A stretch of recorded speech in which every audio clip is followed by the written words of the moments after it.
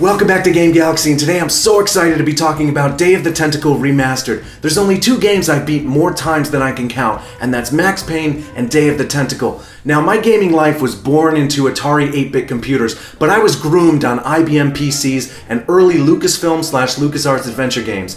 LucasArts adventure games were primarily the main games I played growing up, and it helped shape my humor and critical thinking skills. Now, inside, right now, I'm having a little bit of an internal conflict saying that I should be paying my biggest respect to The Secret of Monkey Island. And while Monkey Island is probably the best LucasArts series, my favorite adventure game from LucasArts is Day of the Tentacle, and this remaster is perfect. Originally released in 1993, Day of the Tentacle is the sequel to Maniac Mansion. However, you don't need to play Maniac Mansion to understand the story or enjoy Day of the Tentacle, although you definitely should play Maniac Mansion. This is a zany and hilarious adventure game. The story begins with Purple and Green Tentacle outside of the Edison's mansion, where Purple Tentacle drinks the toxic sludge that Dr. Fred is dumping into the river. It causes Purple Tentacle to mutate and grow arms, and he declares his plans to conquer the world.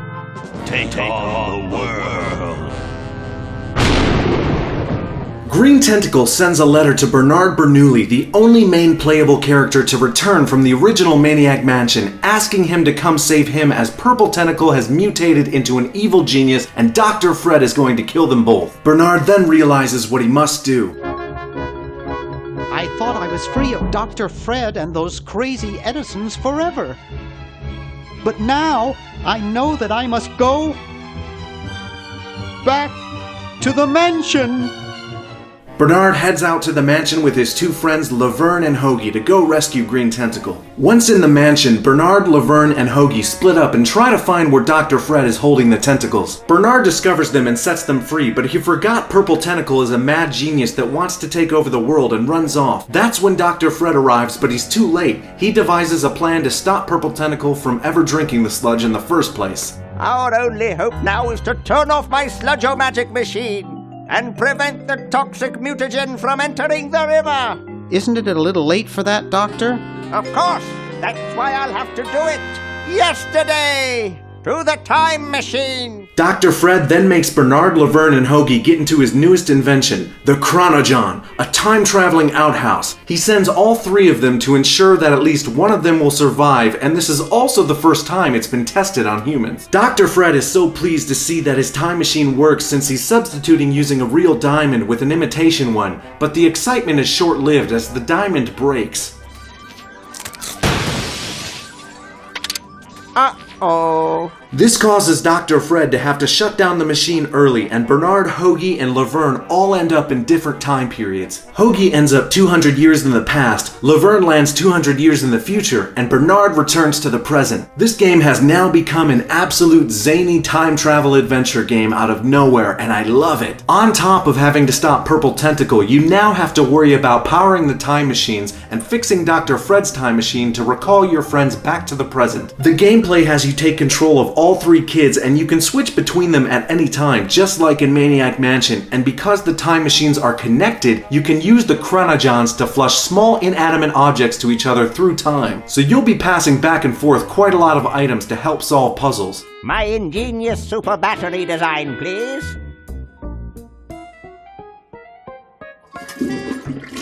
You really flushed them. Yes. Down the toilet. No, through time. Using the highly sophisticated time flux hydraulic vortex chamber I've installed in each Chronogon, you can flush small inanimate objects to each other through time. In terms of a remaster, this is absolutely perfect. It has my favorite aspect of remasters, and I think all remasters should have this, where with a push of a button, you can go back to the original artwork and sound and music and toggle back and forth seamlessly. I particularly love this remaster as well because it doesn't overdo or redo things to a distasteful amount.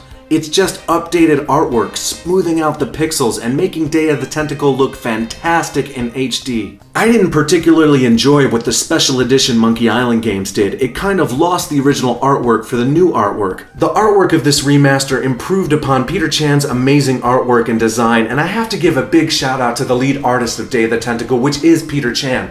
His artwork gave Day of the Tentacle its mood and voice, if you will. I just love the quirky angles and twists and the use of color.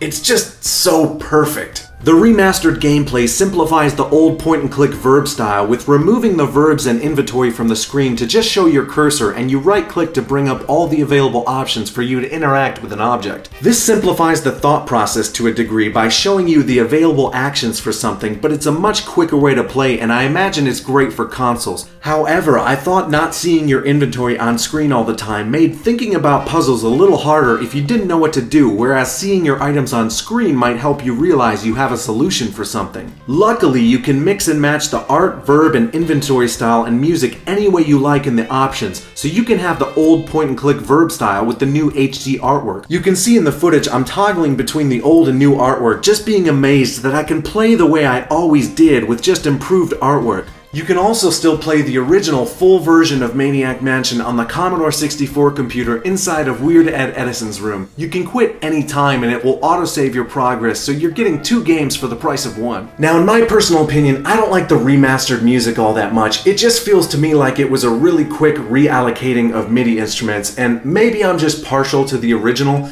but I found myself enjoying the original music more. It seemed to be less in your face and gel better with the scene and work better with the iMuse music system. The best example I can give on the difference between the music is when you listen to Green Tentacle's band.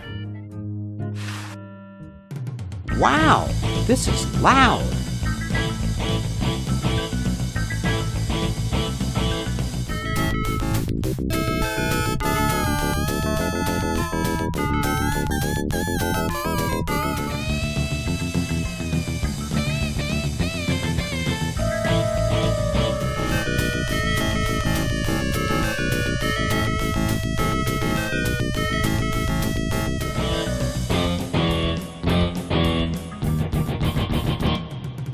As far as the sound effects go, I believe nothing has changed there except bitrate perhaps, and hats off to all the voice actors and the voice director Tamlin Barra for creating quality voice acting in a 1993 video game.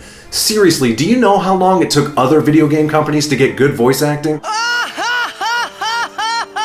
Ultimately, I am so happy with this remaster, and I highly recommend it to everyone. Even if you've never played it before or you've never played an adventure game, just go pick it up. At most, it's only $15. I'm sure you can grab it on a sale soon as well. It's available on Steam for both Mac and PC, PlayStation 4, and PlayStation Vita. For this review, I picked it up on Steam and played it on Mac, but I look forward to getting the PS4 version as well because I'd love to see it on the console interface. And I want to see more remasters done in this style where it stays true to the source material but updates it in such a beautiful way. Tim Schafer's company Double Fine on their website has Full Throttle slated to be a remaster just like this in the future, and I'm so excited about that. And you know, say what you want about Tim Schafer, but that man is involved in making some truly amazing games.